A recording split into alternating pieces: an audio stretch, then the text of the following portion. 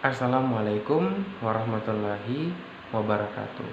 Perkenalkan, nama saya Muhsirhan dengan stambuk C201-2019. Saya merupakan mahasiswa Universitas Tadulako, jurusan Ekonomi Manajemen, Fakultas Ekonomi dan Bisnis. Pada kesempatan kali ini, saya ingin menjelaskan terkait mata kuliah kajian lingkungan hidup, yakni bagaimana upaya kita sebagai seorang mahasiswa ataupun masyarakat di dalam menanggulangi sampah yang sangat cukup meresahkan bagi masyarakat pada umumnya. Sebelum kita membahas lebih lanjut dan juga lebih luas mengenai sampah, ada baiknya kita mengetahui terlebih dahulu apa itu sampah, apa jenis-jenis sampah, dan apa saja dampak buruk yang ditimbulkan oleh sampah terhadap kehidupan manusia. Mari kita kupas lebih tuntas mengenai sampah. Ada begitu banyak kegiatan manusia yang menghasilkan sisa berupa material tak berguna. Materi tersebut akan terus bertambah setiap harinya selama manusia masih melakukan aktivitasnya. Apabila kondisi ini terus dibiarkan, maka yang akan terjadi adalah material sisa tersebut akan bertumpuk dan menimbulkan masalah yang cukup serius. Material sisa itulah yang dikenal masyarakat luas sebagai sampah. Penumpukan sampah di alam harus diatasi dengan pengolahan yang baik dan benar, karena jika tidak akan berdampak buruk bagi seluruh komponen kehidupan, seperti hewan dan tumbuhan, termasuk pula juga manusia. Belum lagi jika limbah tersebut tidak bisa terurai dan akan membuat pencemaran lingkungan yang cukup lebih parah lagi. Sebagai contoh kasus, pernah ditemukannya beberapa kali paus mati akibat memakan sampah yang dibuang sembarangan di lautan. Banyak sekali pengertian sampah yang diketahui oleh masyarakat umum. Pengertian tersebut mulai dari yang umum dan mudah dipahami hingga pengertian dari lembaga resmi. Secara umum, sampah dapat diartikan sebagai semua benda yang sudah tidak digunakan lagi oleh makhluk hidup, sehingga sifatnya menjadi buangan. Jadi benda sisa yang dihasilkan oleh manusia, hewan, bahkan tumbuhan semuanya berpotensi dianggap sebagai sampah selama tidak digunakan kembali. Sampah pula juga bisa didefinisikan sebagai material sisa dari rumah tangga dan produksi industri yang dibuang. Material sisa tersebut dapat berwujud sebuah zat padat, cair, hingga gas. Tak jarang, material seperti itu adalah bahan utama penyebab terjadinya sebuah pencemaran lingkungan sampai sekarang ini. Jenis-jenis sampah.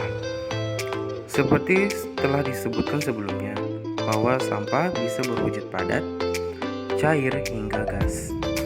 Sampah juga bisa berasal dari limbah rumah tangga, hasil industri, rumah sakit, pertanian, peternakan, pasar, perkebunan, dan juga berbagai tempat lainnya. Oleh karena itu, sampah dapat diklasifikasikan berdasarkan beberapa aspek seperti sifat dan wujudnya. Yang pertama, jenis sampah berdasarkan sifatnya. Menggolongkan sampah berdasarkan sifatnya, maka material sisa tersebut dapat dibagi menjadi dua jenis, yakni sampah organik dan sampah anorganik. Sifat ini mempunyai kaitan dengan material buangan dan proses dekomposisinya di alam.